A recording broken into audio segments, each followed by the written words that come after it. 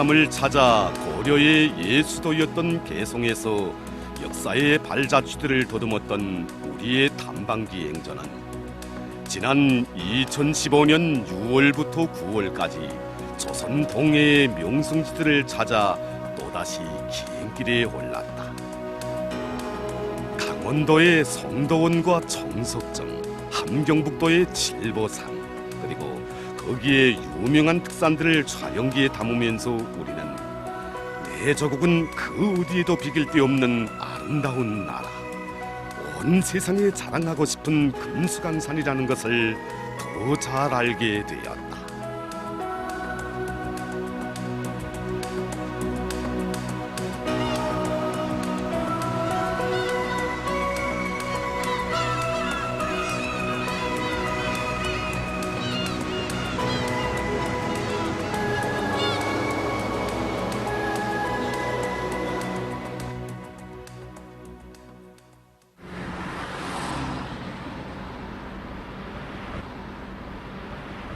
우리가 이번에 가보게 되는 것은 동해의 대표적인 명승들 중에 하나인 칠보산입니다.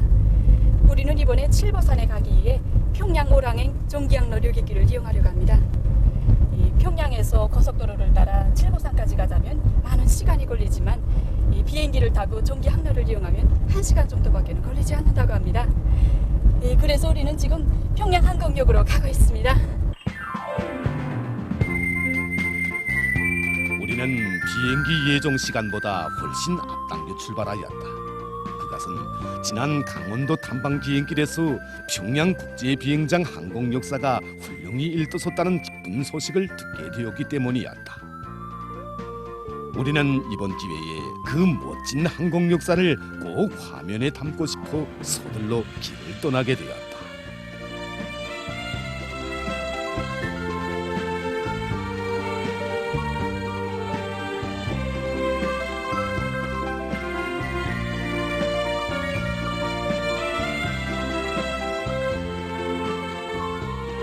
번 듣는 것보다 한 번 보는 게 낫다는 말도 있는 것처럼 예견성에게 먼저 오길 잘했다는 생각이 절로 우리의 마음을 기쁘게 하였다.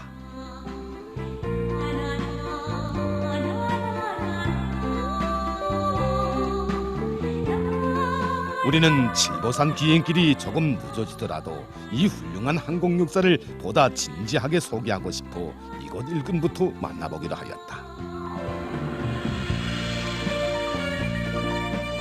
해당 실무일꾼을 찾아 이곳에 대한 안내와 함께 다음번 오랑행 종기 항로의 시간표를 알아보기 위해서이다. 여러 사람들의 안내를 받으며 이곳 부역장을 만나게 되었다. 우리나라 국내 종기 항로에는 삼지연, 오랑, 선덕 국내 종기 항로가 있습니다. 오랑 종기 항로는 최근에 이제 관광객들이 많은 조건에서 한 주일에 2번, 선덕 종기 항로는 한 주일에 1번 이렇게 이용하고 있습니다. 오늘 오랑 종기 항로를 이용하지 못하는 경우에는 이제 4일 후에 화요일 날 오랑 종기 항로를 이용할 수 있습니다. 4일 후에야 오랑행 비행기 편이 있다는 이야기는 우리로 하여금 오늘 이용하려는 평양 오랑행 비행기 시간까지 남아있는 5시간 동안에 이곳을 어느 정도 촬영해야 한다는 생각을 굳히게 하였다.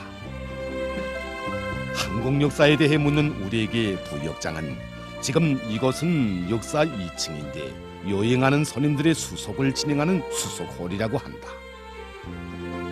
그러면서 역사는 모두 3개 층으로 되어 있는데 1층은 도착홀이고 2층은 수속홀, 3층은 봉사망으로 되어 있다고 설명해 주었다.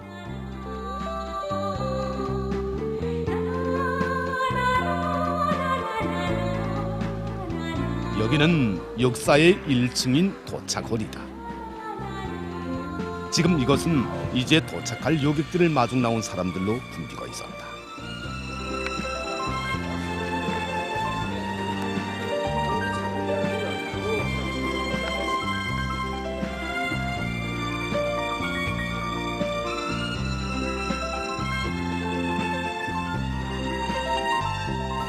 여기 3층에는 기본 이제 아시아 요리 전문 식당 이제 보다시피, 그다음에 저기 가면 유럽 요리 식당 이렇게 2개 부류로 이제 갈라져 있단 말이에요.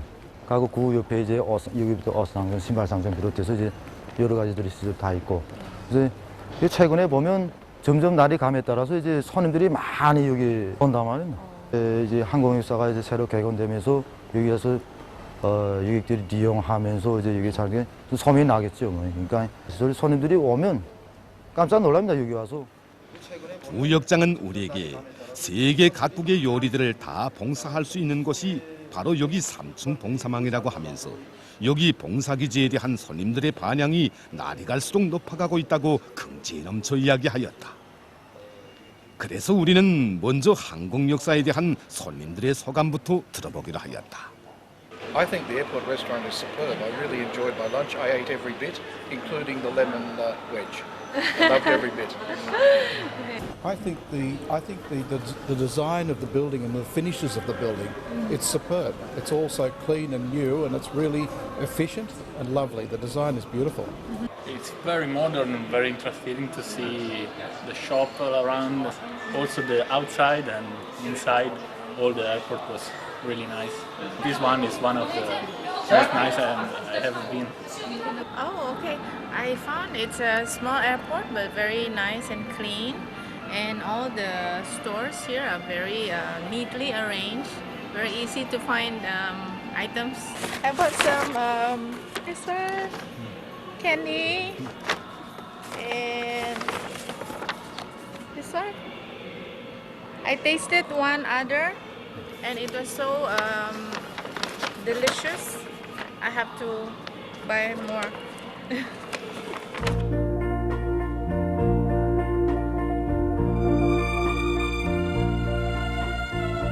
오늘날 우리의 항공영업 봉사활동에서는 상업과 급양, 정보, 의료, 항공 및 교통운수 부문의 모든 봉사에서 국제적 기준에 부합되게 최선을 다해 나가고 있다. 세계적으로 볼 때 20세기 초엽에 3,500여 명의 요객을 나른 것으로부터 민영 항공사업이 시작되었다는 기록이 전해져 오고 있다. 그러다가 20세기 말에 와서는 한 해에만도 10억 7천만 명의 요객을 날랐으며 당시 민영 항공에 이용된 비행장의 수만 해도 3만 6천여 개에 달했다고 한다.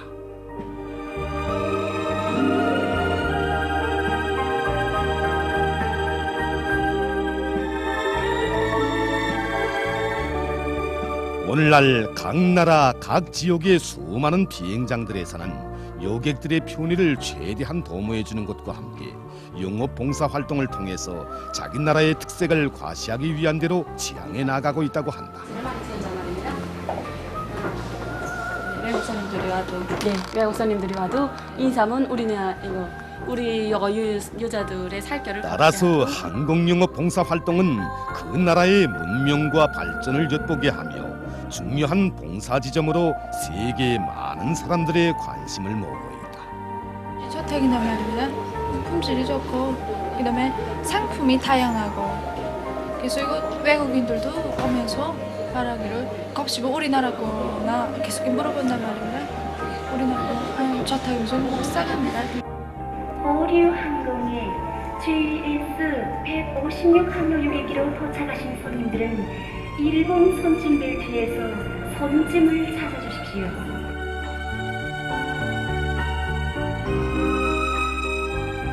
우리나라에서 처음으로 민영항공이 조직되게 된 것은 전 후보급 건설이 한창 진행되고 있던 1955년 9월이었습니다. 그때부터 진행되어 오던 민영항공 사업은 1970년대 초에 들어서면서부터 활발해지기 시작하였는데 당시로서는 이곳에 자그마한 항공 역사가 자리 잡고 있었습니다. 그러던 1972년 1월 30일 일요일에 휴식도 마다하지 않으시고 오보이 시료님께서 순환 비행장을 찾아오셨습니다.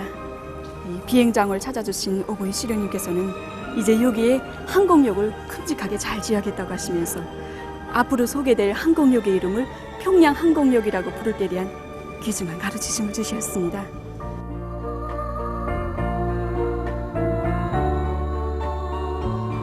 우리나라 민영 항공의 역사는 오래지 않다. 하지만 나라의 항공 운수 발전에 새겨져 있는 절세 위인들의 역사는 뜨겁다. Good morning. Your passport, please.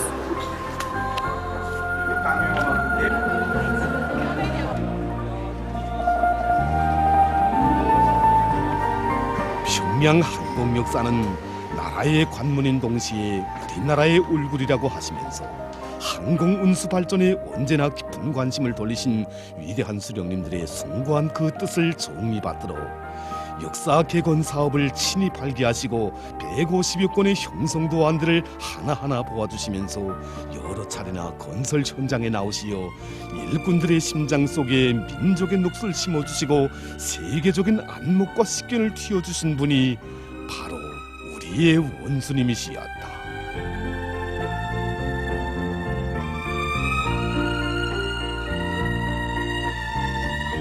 오늘날 평양항공역은 그 어떤 임의의 봉사도 최상의 수준에서 보장할 수 있는 훌륭한 영업봉사기지로 많은 사람들의 찬탄을 자아내고 있다. 우리는 평양항공역의 모습을 통하여 우리 인민들에게 최상의 문명을 최고의 높이에서 누리게 하시려는 경의하는 원수님의 깊으신 의도를 다시금 절감하며 안전지대 봉사망으로 들어갔다. 이곳은 모든 출국 수속을 마친 료객들과 입국 수속을 앞둔 료객들이 즐겨 이용한다는 일명 안전지대라고 부르는 것이다.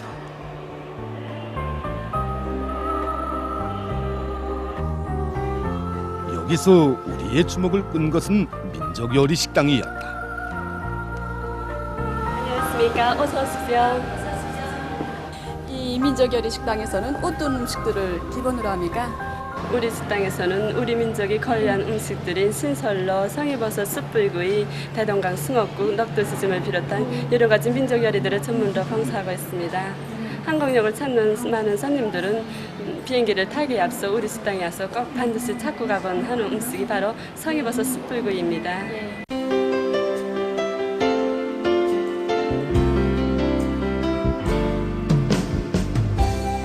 모든 꾸밈새와 요리들이 민족의 향취 넘쳐나는 것으로 하여 수많은 해외 동포들과 외국인들이 즐겨 찾는다는 우리의 민족 요리 식당.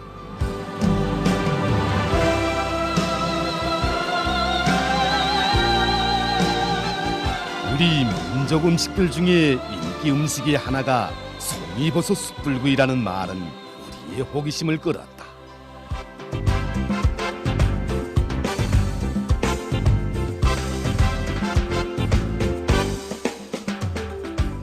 식당에서 봉사하는 신설로의 특징은 성이버섯이 들어간 것입니다. 이 신설로가 끓을 때 나는 그 성이버섯의 향기가 손님들의 입맛을 훅 돋궈주는데 그들이 얼마나 좋아하는지 모른답니다. 그렇습니까? 예, 한번 맡아보시겠습니까? 예.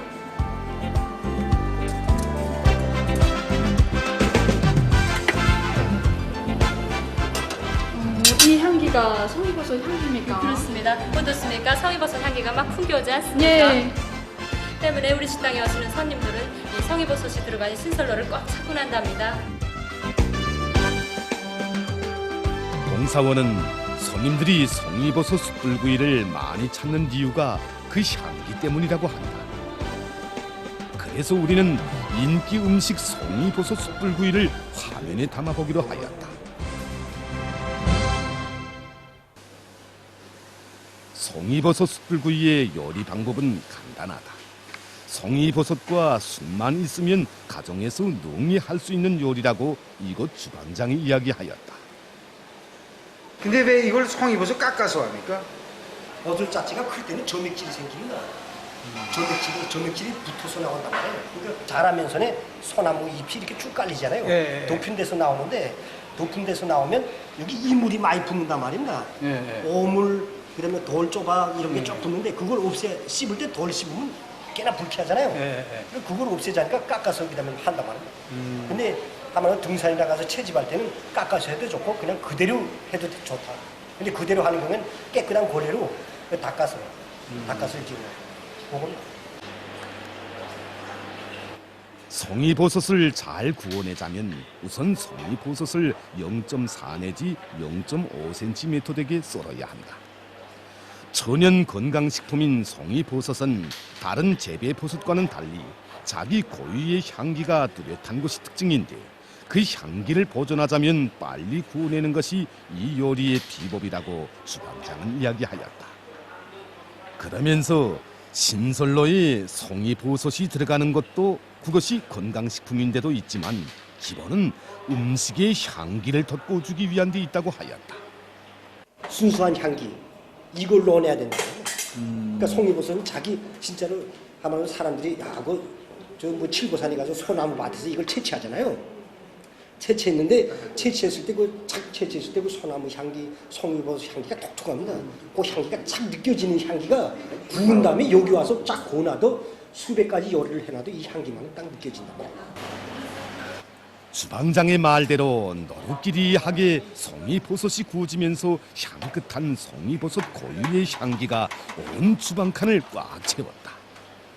우리 기행자는 우스갯소리로 앞으로는 영상과 함께 향기도 수록하는 촬영기도 있어야겠다며 서로의 즐거움을 표시하였다.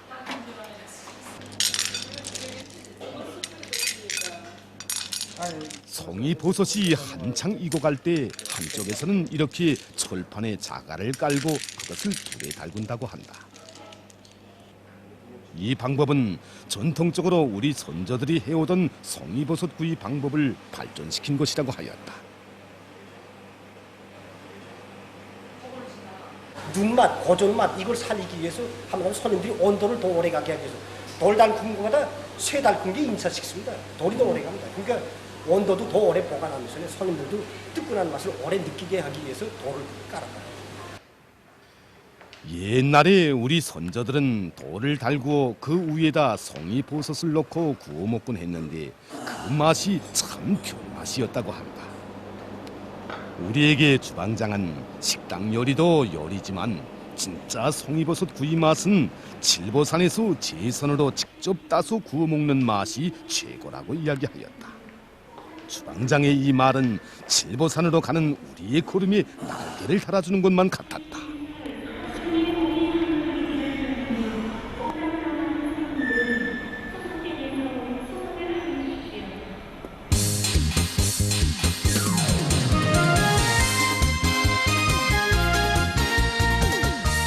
우리는 이제 비행기를 타고 칠보산으로 가게 된다. 생각지 않게 비행장에서 듣게 된 송이버섯에 대한 이야기를 안고 비행기에 오른 우리의 마음은 벌써 칠보산에 가 있었다.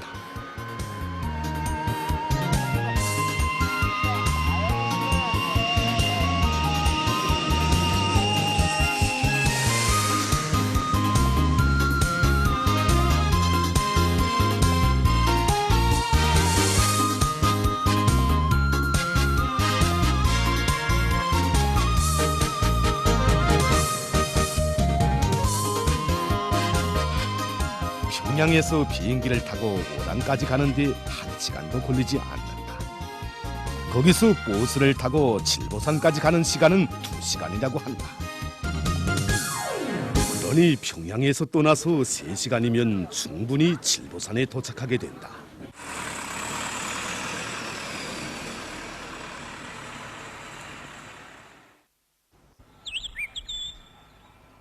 명천지방은 예로부터 칠보산을 끼고 있는 자랑과 함께 우리나라에서 명태라는 물고기 이름을 낳은 곳이기도 하다. 그래서 우리는 칠보산에 오르기에 앞서 명태라는 이름을 낳았다는 이 고장의 사실 여부부터 알아보기로 하였다. 명태는 그 태평양 북부수역에 이렇게 널리 분포되어 있지만 명태를 잡아서利用한 것은 우리 조상들이 처음입니다.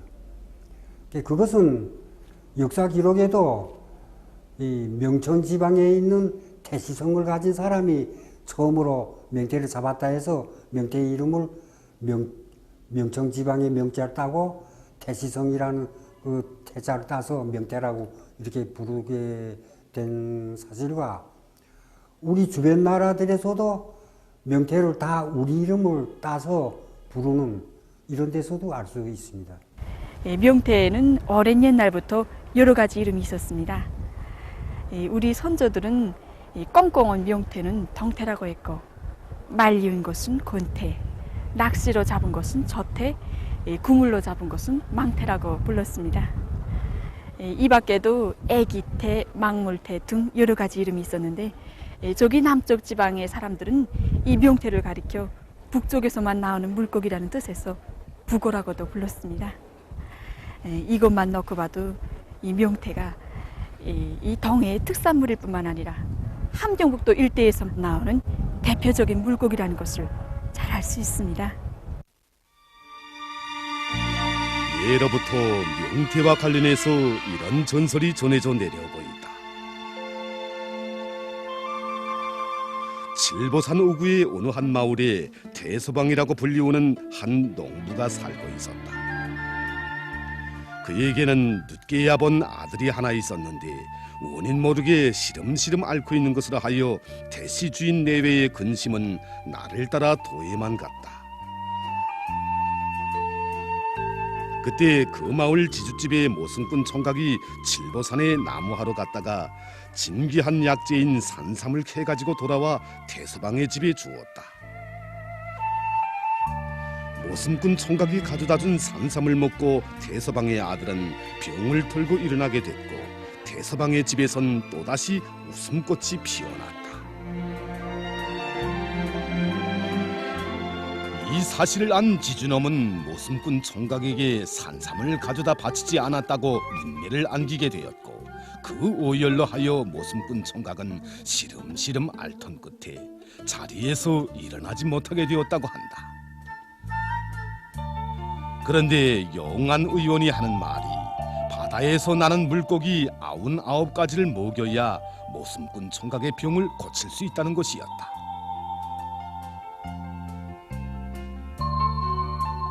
물고기 잡이를 전문하지 않는 농부였지만 대서방은 모순꾼 총각의 은혜를 갚기 위해서 날바다를 헤치며 갖가지 해산물들을 잡았다고 한다.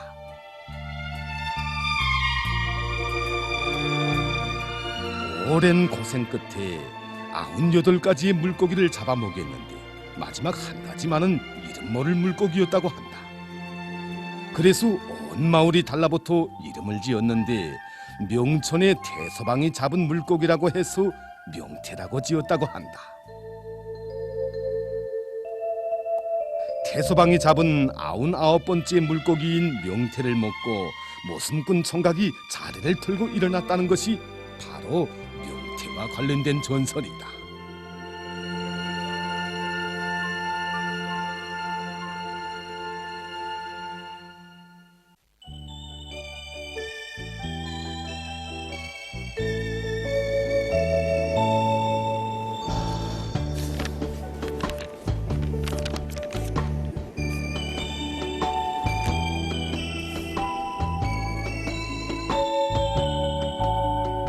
역사 학자들의 말에 의하면 우리나라에서는 조선봉건 왕조 시기 15세기까지만 하여도 이름 없는 물고기는 먹지 말아야 한다는 그러한 미신적인 관념으로부터 명태를 먹지 않았다고 합니다. 그 후 조선봉건 왕조 후기에 명태라는 이름이 나오면서부터, 그것이 널리 통용되면서부터 명태잡이를 본격적으로 진행하였는데, 그렇게 놓고 보면 명천 지방에 태시성을 가진 사람에 의해 명태라는 말이 생겨났다는 것이 어느 정도 일리가 있는 것 같습니다. 그럼 우리 이 명천 땅에 정말로 태시성을 가진 사람들이 살고 있는지 우리 한번 가보기로 합시다.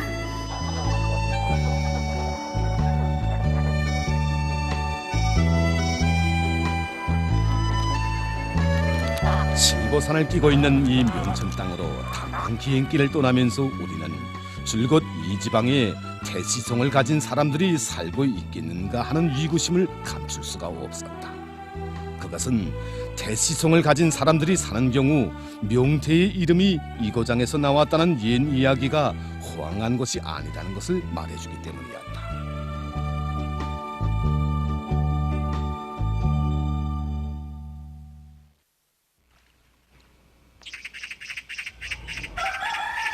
이곳은 칠보산 입구에 있는 독포리의 어느 한 마을이다. 이 마을이 예로부터 대씨마을로 불리웠다는 것이 독포리 사무장의 말이었다. 그래서 우리는 사무장을 앞세우고 이른 아침부터 이 마을을 찾았다. 여기서 우리는 마을의 좌상격이라고 할 수 있는 이고장에서 나서 자란 대씨로인들을 만날 수 있었다. 이 독포 일반구에 그때 집이 몇 가구가 있었댔어. 한 50가구 됐지? 한 50%. 50가구에서 한 30가구야 태가지 뭐. 아니지, 그 타성에서 사는 게 동계하고 동계하고 3개 있고, 그다음 김가 하나 있고, 중짜집 모래. 다 태가지. 그저 한 60%야 태가지 뭐. 전라북도 남원에서 태가 형제가 둘이 정배살이 왔단 말입니다, 여기래.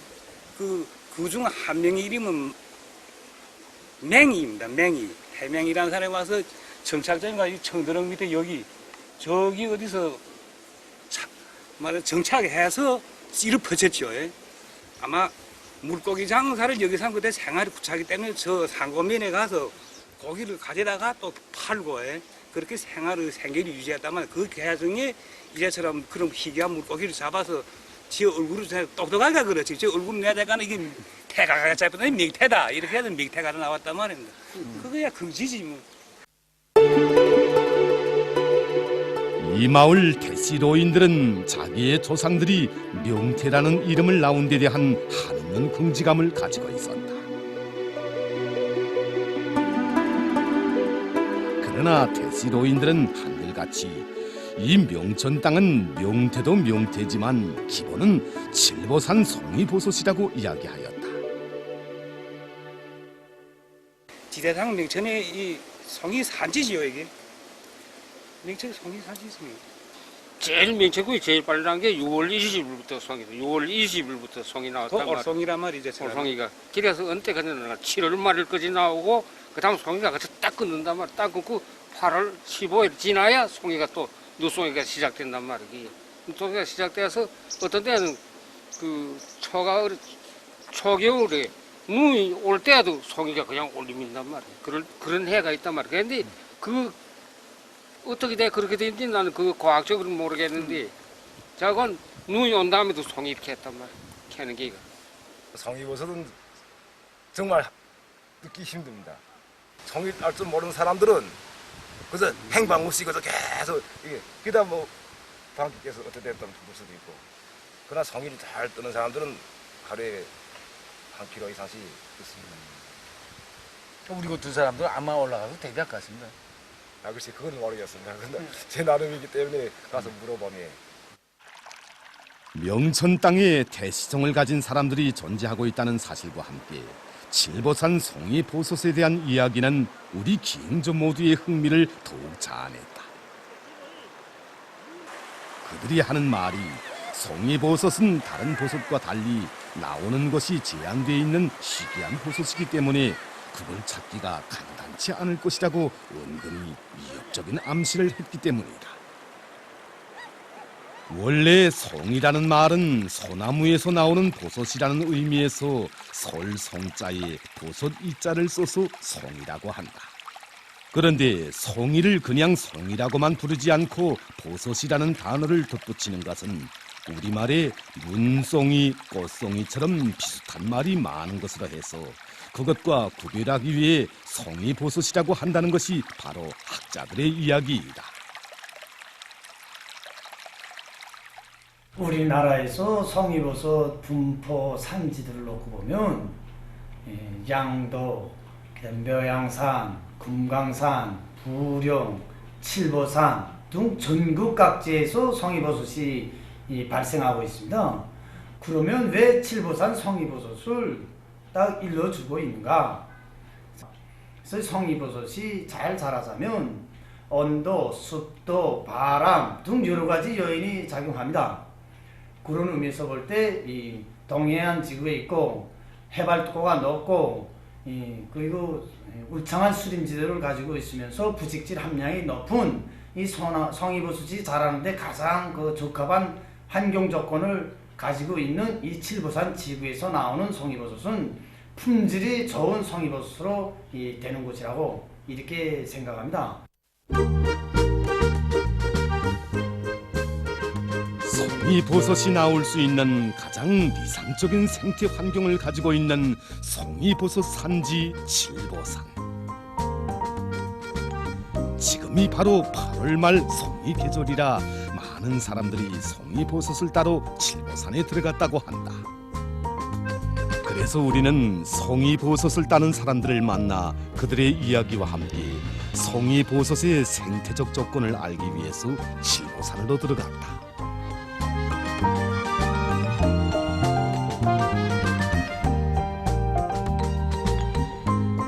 칠보산은 내칠보, 외칠보, 해칠보의 3개 구역으로 나뉘어져 있다. 산과 바다의 뛰어난 풍치를 한 품에 안은 것으로 하여 예로부터 한북금강으로 불리워온 것이 바로 칠보산이다.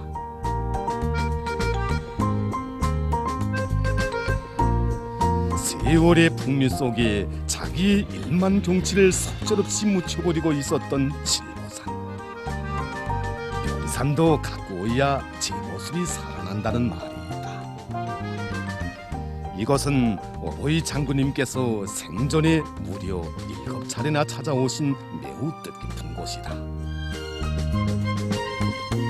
언제나 우리 조국 산천을 한가슴에 안고 사신 우리 장군님의 불멸의 용도에 의해서 오늘날 칠보산은 인민의 명성지로 세계적인 명산으로 그 이름 빛을 뿌리고 있다고 이곳 사람들은 저저마다 격정이 넘쳐 이야기하였다. 칠보산에 들어서서 우리가 처음으로 본 것은 승선대에서 내려다본 내칠보의 황홀한 경치였다.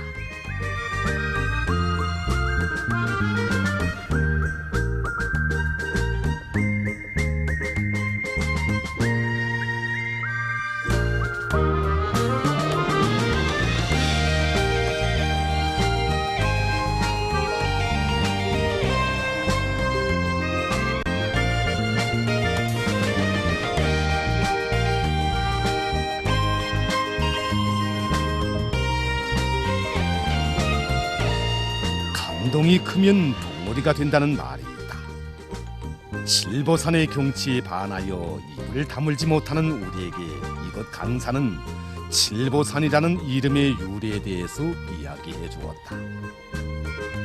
그것은 첫째로 칠보산이 7가지의 보물을 다 합친 것처럼 귀하고 아름답다는 의미로 부른 것이고, 둘째로는 칠보 단장을 한 새색시처럼 아름답다는 의미에서 칠보산으로 부른다는 것이었다.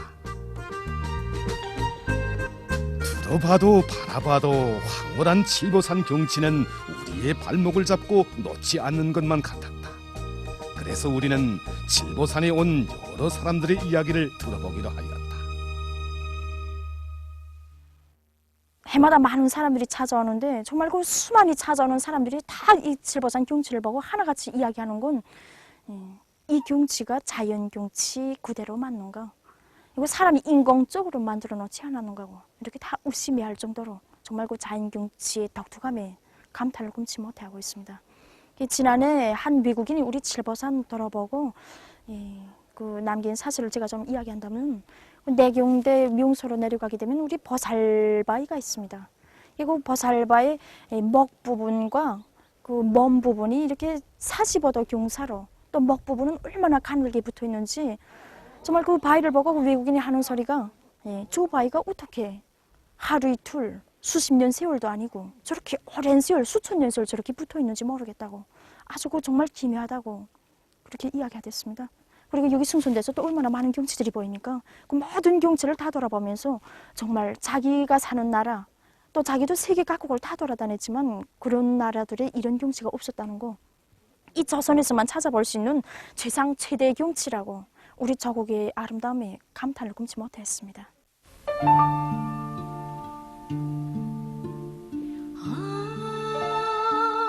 오늘날 칠보산으로는 한 해에만도 수만 명의 사람들이 찾아오고 있다.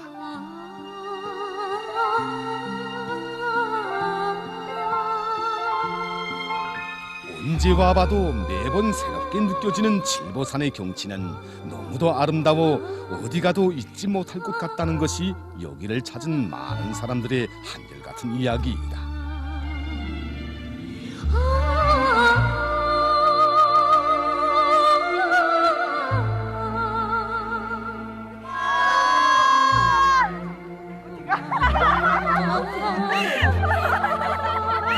봄에도 와보고 가을에도 와보고 여름에도 와보고 겨울에도 와보는데 겨울 경치가 제일 좋습니다. 예로부터 명승들과 명산들은 명인들의 식구로 그 이름 더욱 유명해졌다고 한다. 그러나 수많은 명산들의 글을 남긴 방랑시인 김삿갓도 칠보산의 경치를 노래할 만한 글귀를 정내 찾지 못해서 시 한 수 짓지 못하고 하루 종일 경치 구경만 하다가 돌아갔다는 이야기가 오늘도 전해지고 있는 곳이 바로 여기 칠보산이다.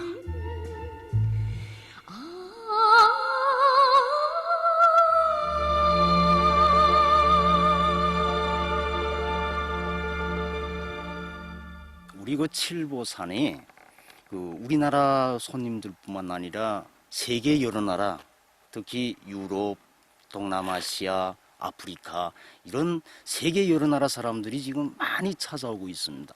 그 사람들이 와서 지금 한결같이 터치는 소리가 뭐인가? 이런 아름다운 명산에 대해서 정말 감탄을 금치 못하고 이 협객 하나하나 길 하나하나까지 세심하게 참관도로가 들어간 데 대해서 대단히 경탄을 표시하고 있습니다. 저는 이런 소리를 들을 때마다 우리의 이 칠보산을 인민의 명산, 세계 명산으로 빛내어 주시려고 생전에 7차례나 칠보산을 현지지도하신 우리 장군님의 그 숭고한 로고에 대해서 가슴 뜨겁게 돌이켜보곤 합니다. 위대한 장군님께서는 생전에 이 칠보산을 현지지도하시면서 우리 매개 탐숙로, 매개 명수증지들의 명소의 이름까지도 다 하나하나 세심히 가르쳐 주시면서 앞으로 이 칠보산 관광을 세계적인 관광으로 발전시킬 때 대한 이런 희망찬란한 이런 앞길을 밝혀 주셨습니다.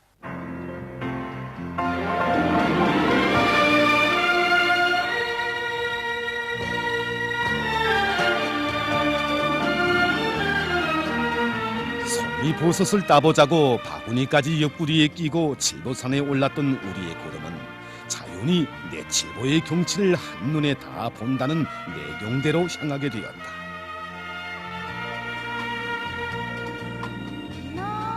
송이버섯을 한 광줄이 담는 것보다 먼저 칠보산 경치부터 한눈에 다 담아보고 싶은 것이 바로 우리의 심정이었다. 내경대로 오르면서 우리의 눈앞에 보이는 것은 짐을 이고 먼 길을 떠난 애기 어머니 바위였다.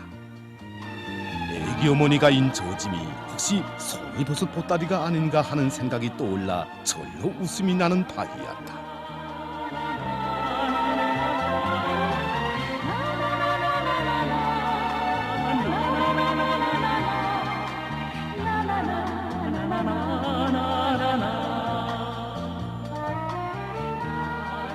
내 칠보의 희귀한 바위들에 대한 경탄 속에서 우리를 더욱 놀라게 한 것은 바로 이 소나무의 묘한 모습이었다.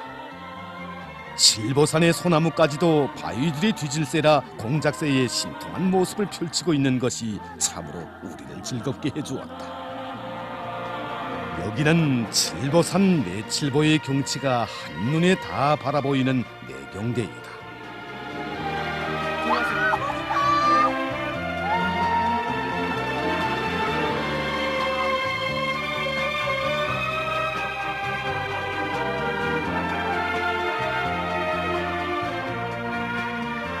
이 세상 그 어디에도 비길 데 없는 내 나라의 명산 칠보산.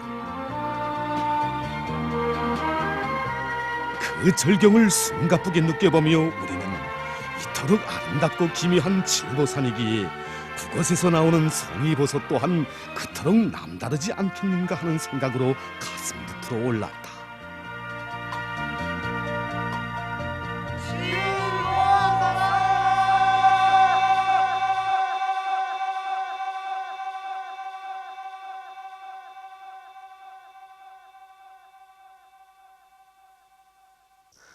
우리 칠보산에는 우리나라 명산이 다 그러하지만은 기암괴석과 절벽이 많은 것에서 아마 유명해진 것 같습니다. 우리 칠보산에는 이름을 가진 기암괴석과 절벽만도 215개가 있습니다. 그리고 그 기암괴석과 절벽이 깃든 전설만도 46개가 있습니다. 그리고 이거 고른 골마다 말입니다.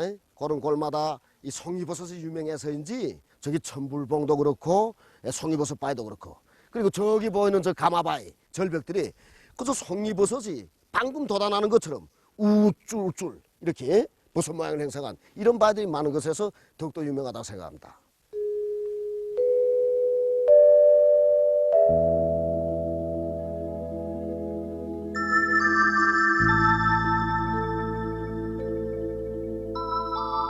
칠보산에 송이버섯 바위가 있다는 것은 우리를 놀라게 하였다. 송이버섯 바위를 보느라니 지난 개성에서의 탐방 비행길에서 보았던 인삼바위 생각이 저도 모르게 떠올랐다.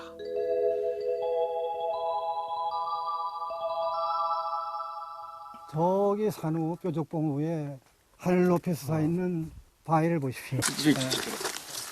인삼바위입니다. 보이죠? 바위 뼈 조각 보여요? 여기 바위 위에 쭉 되어 있는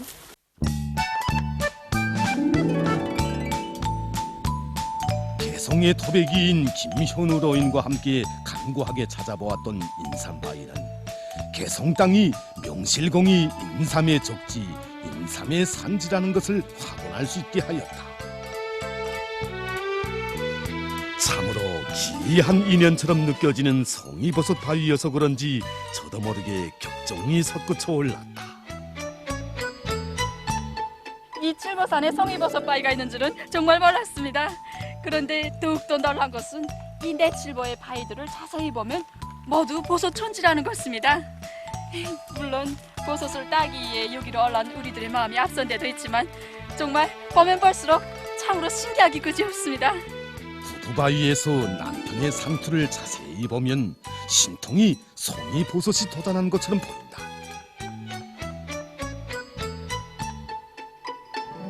또한 배바위의 뱃사공의 모습도 가까이 보느라면 송이버섯 모양이다. 저것이 보석 같이 생겼어. 진짜 보석. 송이버섯 바위.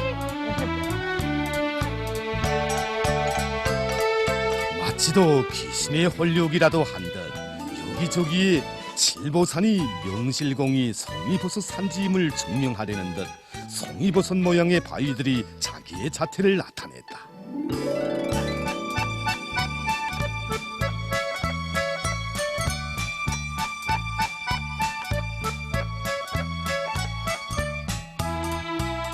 이 정도로 송이버섯 모양의 바위가 많을진데 칠보산에서 송이버섯을 따는 것은 땅 짚고 헤엄치기일 것이라는 자신심이 우리의 마음을 틀어잡았다.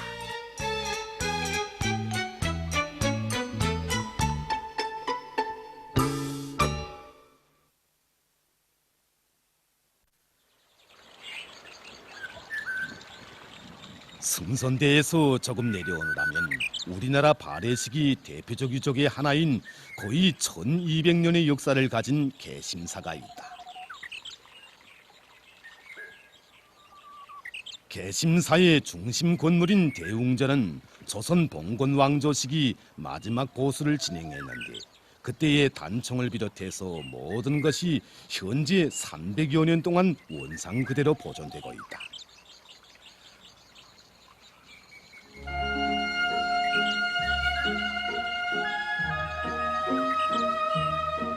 언제나 우리 민족 유산에 깊은 관심을 돌려오신 위대한 장군님께서는 이곳에 여러 차례나 찾아오시어 우리 선조들의 슬기와 지혜가 깃들어 있는 이 건물을 원상 그대로 잘 보존하기 위한 대책적 문제들과 방도들을 하나하나 가르쳐 주시었다.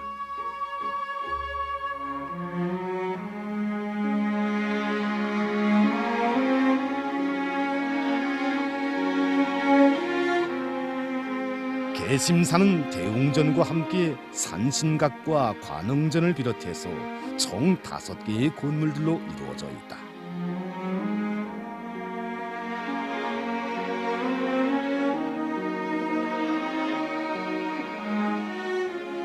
이 개심산은 오늘 칠보산을 찾는 많은 사람들의 관심을 끄는 중요한 관광 지점으로 되고 있다.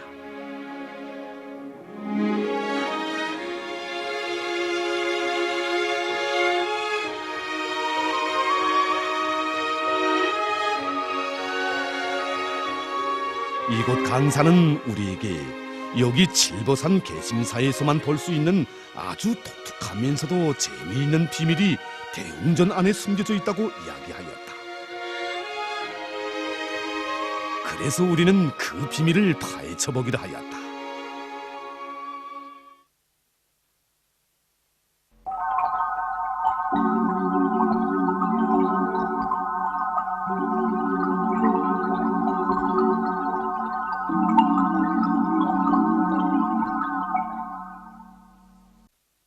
그 비밀을 안고 있는 것이 바로 이 사자절구이다.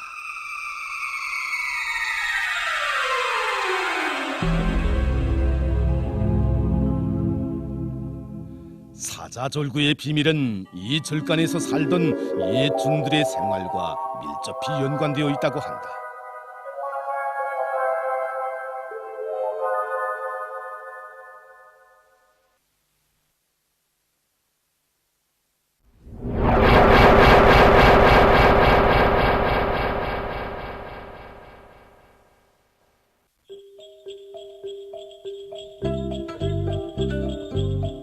강사의 말에 의하면 오늘날 이것을 찾는 많은 관광객들에게 한껏 웃음을 안겨주는 것이 바로 부처의 제단 밑에 있는 비밀실이다.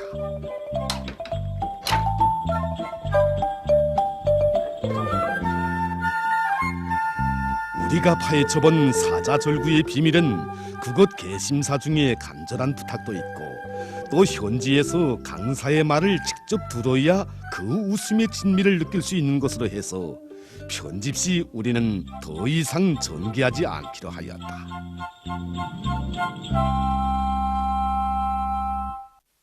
이곳 강사는 우리에게 이 모든 비밀을 나온 것이 다 칠보산 송이버섯 때문이라고 자랑스레 이야기하였다. 당시 살생을 금한다는 이곳 중들은 개심사 주변에서 나오는 많은 송이버섯을 중요한 고기 대용품으로 이용해왔다고 한다. 이런 중들의 식생활과 연관되어 있는 송이버섯의 혜택으로 오늘날 웃음 속에 전해지는 또 하나의 이야기가 만들어지게 되었다.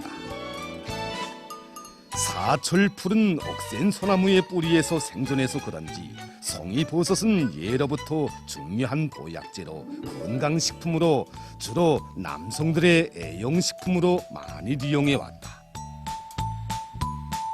송이버섯의 약효성과 맛에 대해서는 많은 역사책들에 기록되어 있는데 그 중에서도 조선 봉건 왕조 시기 유명한 의학자였던 호준이 쓴 동의보감에는 송이버섯이 독이 없고 맛이 달고 향기로운 솔냄새가 나며 나무버섯 가운데서 약효가 제일이라고 씌어져 있다.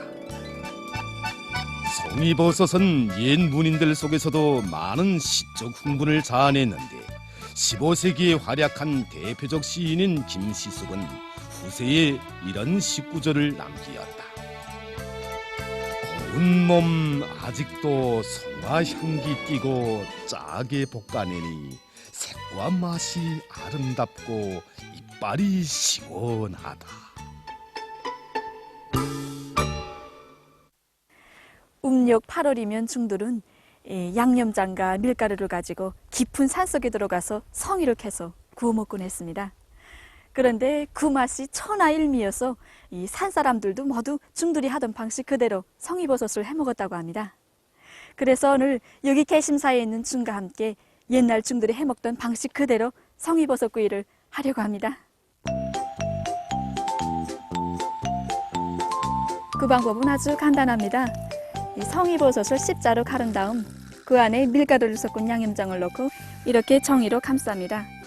그리고 그 위에 진흙을 바릅니다.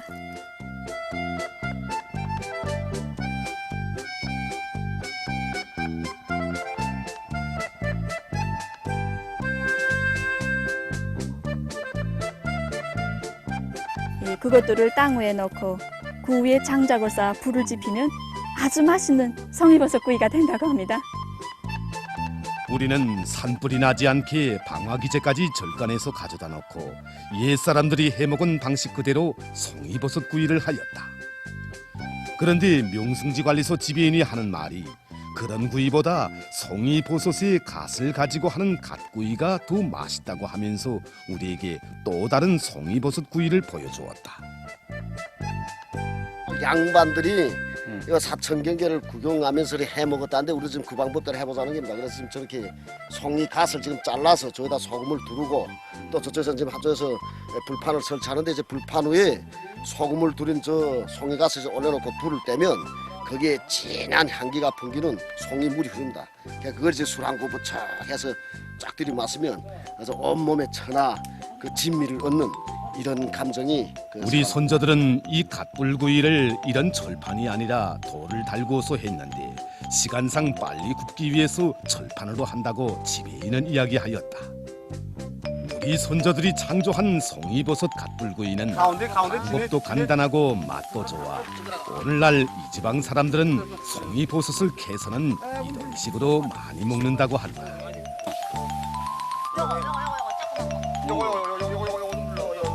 지배인의 말대로 갓이 구워지자 노란물이 우러나왔다. 자, 요 물을 마시시오. 물만. 따가워서. 그 물을. 이 다른 건 물이 안 생긴다. 아, 이제 나오지. 따다. 물 아깝다. 아이고. 저런 것도 찍어야 돼. 따온 것도 찍어야 돼. 처음에 시작했던 옛 중들이 하던 송이버섯 구이는 시간이 좀 걸리므로 그동안 우리는 지배인이 펼쳐놓은 송이버섯 갓불구이부터 먹어보기로 하였다. 요거 물이 나온 거죠? 요거. 주먹기다. 향기가 정말 독특합니다. 꼭 닭고기 맛 같기도 하고 또 어찌 보면 게 맛 같기도 하고 참 맛있습니다. 이제 물 노란 물 나온 거. 그거 마실 때 고침이라는 거는 완전히 기가 차지 뭐.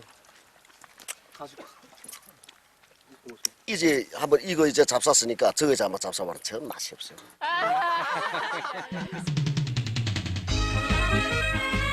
송이버섯 구이가 다 되었다.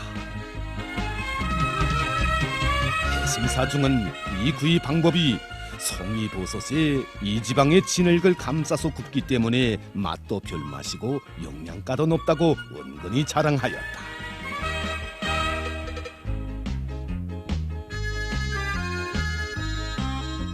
송이 맛 삭제.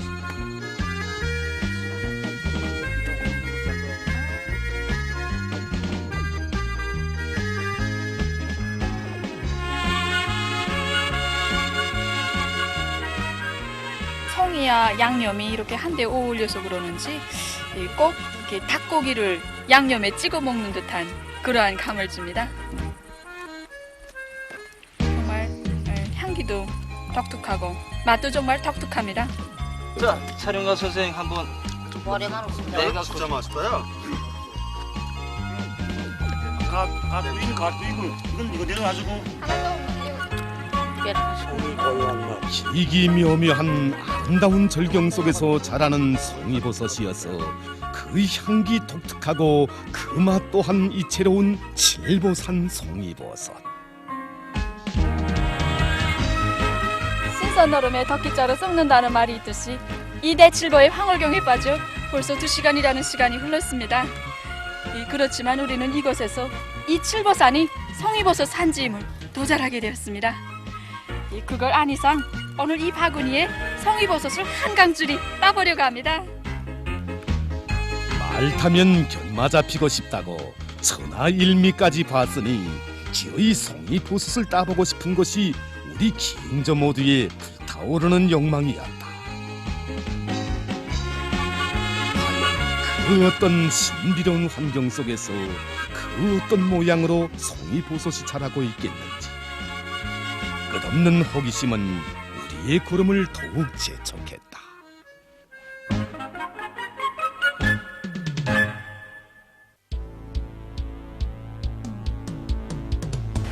잘 보이는 날은 성수가 나는 날에는 많이 캐는 날이 있습니다. 우리가 이렇게 성이버섯을 찾아낼 줄은 정말 몰랐습니다. 최고를 따본 게 10kg 따봤단 말인다. 하루에. 어머! 성이!